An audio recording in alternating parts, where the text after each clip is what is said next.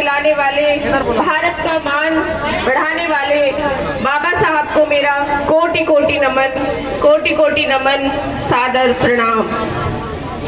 और जब भी बाबा साहब का नाम लेते हैं तो कुछ एक पंक्ति मेरी जुबान पर आ जाती है। जब जब मेरे बाबा का नाम आता है, जब जब मेरे बाबा का नाम आता है, मेरे चेहरे पर एक अनोखा रुआब आता है।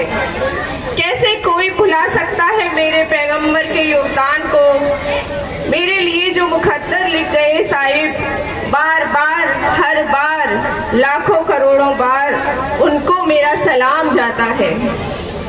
जय भीम। बच्चों की आवाज नहीं आ रही है। जय भीम, जय भीम। और जो आज इतने सुंदर सुंदर सांस्कृतिक कार्यक्रम बच्चों ने यहाँ प्रस्तुत किए, उसने तो इस प्रोग्राम में चार चांदी लगा दिए। इस कार्यक्रम, सांस्कृतिक कार्यक्रम को करवाने वाले टीचर्स, KS मेमोरियल स्कूल की म्यूजिक टीचर जो पहले भी बहुत अच्छी प्रस्तुति देती रही है, इस बार उन्होंने फिर अपने झंडे गाड़ दिए। बहुत बहुत साधुवाद की पात्र हैं। Congratulations and keep it up. और इसके अलावा और भी टीचर्स साइड में बच्चों का उत्साह बढ़ा रहे थे, उन्हें बार बार तैयार कर रहे थे, उनकी ड्रेसेस बदल रहे थे। इतनी क्रिस्पी प्रस्तुति थी। हाँ, राखी मैडम, अगर आप मुझे सुन रही हैं तो अपना हाथ हिलाएं। हाँ, वेरी गुड। राखी मैम ने बहुत ही मेहनत की, और क्योंकि मैं भी एक शिक्षिका हूँ तो मुझे पता है कि बच्चों को तैयार करने में, उनसे प्रस्तुति करवाने में कितनी मेहनत लगती है। और उनकी एक एक प्रस्तुति, एक एक पब्लिक स्कूल, प्राइवेट स्कूल, नामी प्राइवेट स्कूलों की प्रस्तुतियों को फेल करने वाली थी। और मतलब मुझे कभी मौका मिला तो मैं आप लोगों को बुलाऊंगी और आप आइएगा अपना प्रस्तुति देने के लिए। Thank you so much. और जैसा कि आप सभी जानते हैं कि मैं नेहा गौतम, प्रवक्ता राजनीति शास्त्र, और राजनीति शास्त्र में भी मेरा प्रिय विषय संविधान में, जिस पर हमेशा ही बात करती हूँ, और आज भी उस विषय पर मैं कुछ प्रकाश डालना चाहूँगी। क्योंकि मैं शिक्षिका हूँ तो ज्ञान हर मानस तक, जनमानस तक पहुँचाना मेरा पुनीत कर्तव्य है। और बाबा साहब का भी यही सपना था कि हम शिक्षित हो, संघर्ष करें और आगे बढ़ें। तो मेरे साथ साथ सभी लोग आगे बढ़े, मेरी युवा पीढ़ी और मेरे बच्चे, वो सभी प्रगति करें। इसके लिए बच्चे सभी ध्यान से सुनेंगे। हमारा भारत का संविधान प्रारंभ होता है भारत की प्रस्तावना से, और पहला ही शब्द है हम भारत के लोग। हम भारत के लोग, जब ये शब्द आता है तो यहीं पर सारे असमानता के जो शब्द हैं वो समाप्त हो जाते हैं। हम भारत के लोग अर्थात हम सभी बराबर हैं। और हमारा भारत का संविधान प्रत्येक व्यक्ति से यह अपेक्षा करता है कि वो अपनी गरिमा और प्रतिष्ठा को बनाए रखेगा। गरिमा और प्रतिष्ठा, ध्यान से सुनने वाले शब्द हैं। गरिमा और प्रतिष्ठा हमारे हाथ में होती है, हमारा बनाना, कि हम किसी की बेवजह चापलूसी न करें, हम बेवजह किसी के पीछे ना लगे, हम अपने वजूद को इतना बुलंद कर दें कि एक शेर भी है कि खुद ही को कर बुलंद इतना कि खुदा हर बंदे से खुद पूछे कि बता तेरी रजा क्या है।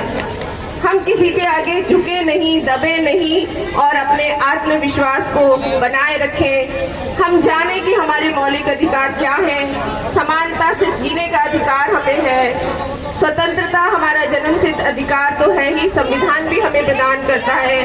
कोई बिना वजह हमारा शोषण नहीं कर सकता। हमें अपनी भाषा, लिपि और संस्कृति को बनाए रखने का अधिकार है। हमें अपनी आस्था को बनाए रखने का अधिकार है। और यदि कोई भी हमारे इन अधिकारों का उल्लंघन करता है तो हमें न्यायालय तक जाने का अधिकार है, पुलिस में जाने का अधिकार है।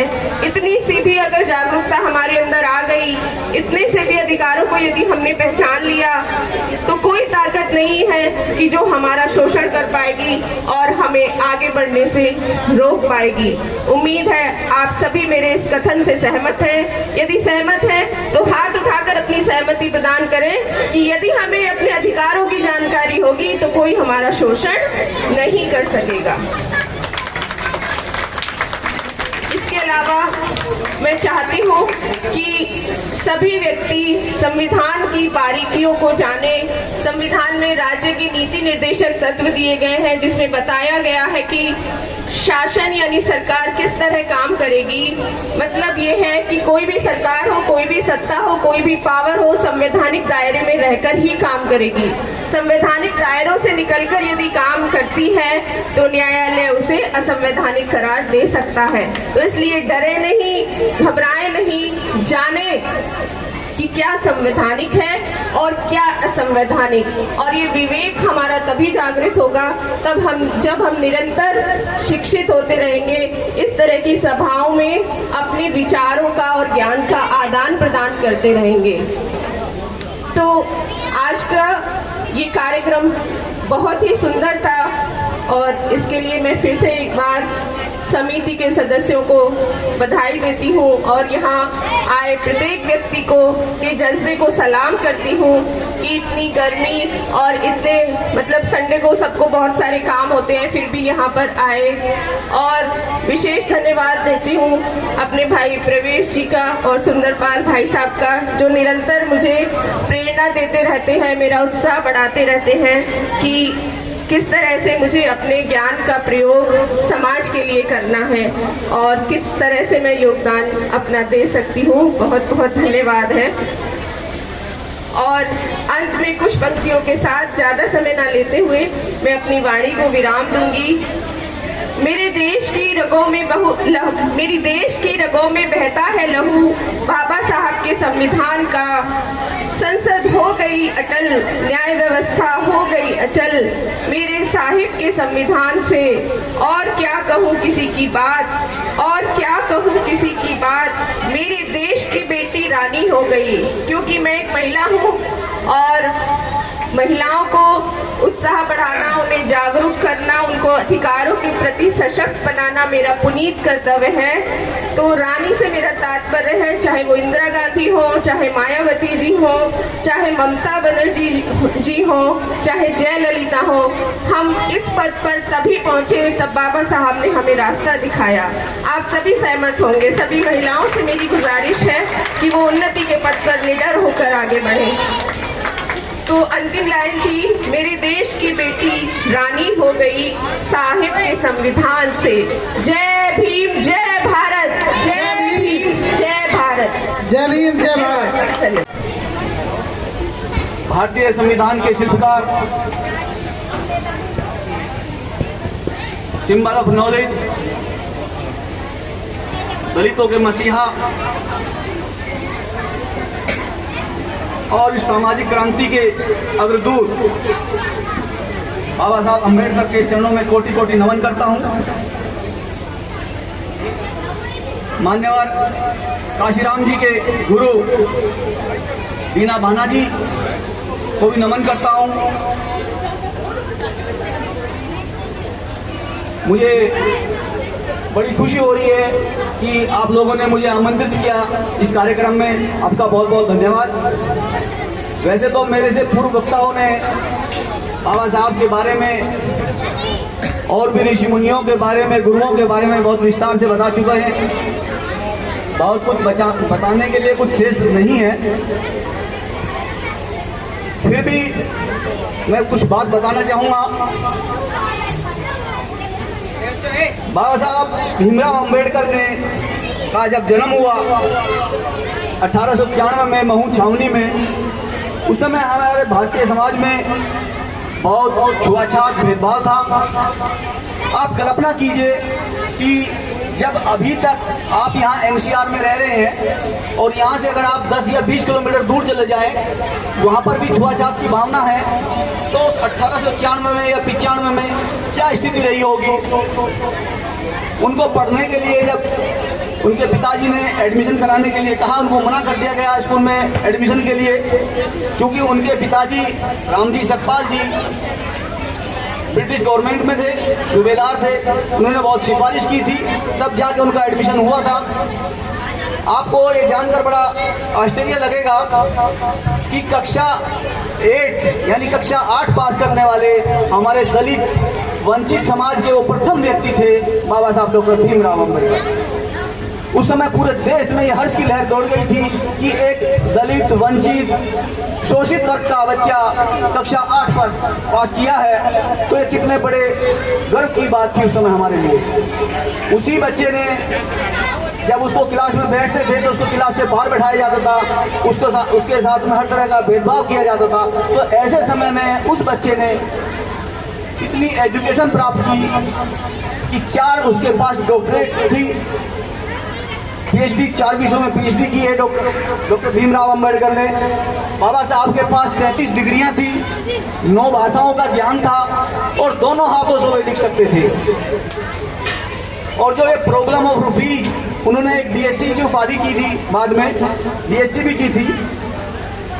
देखा जाए तो शिक्षा के मामले में भारत में आज तक किसी भी व्यक्ति ने इतनी शिक्षा प्राप्त नहीं की। तो ये हमारे लिए गौरव की बात है कि हमारे समाज, हमारे वंचित वर्ग का वह व्यक्ति जिसको कभी पढ़ने के लिए स्कूल में एडमिशन नहीं होता था, उसने इतनी शिक्षा प्राप्त की कि वो हमारे देश नहीं पूरे विश्व का सिंबल ऑफ नॉलेज बना है।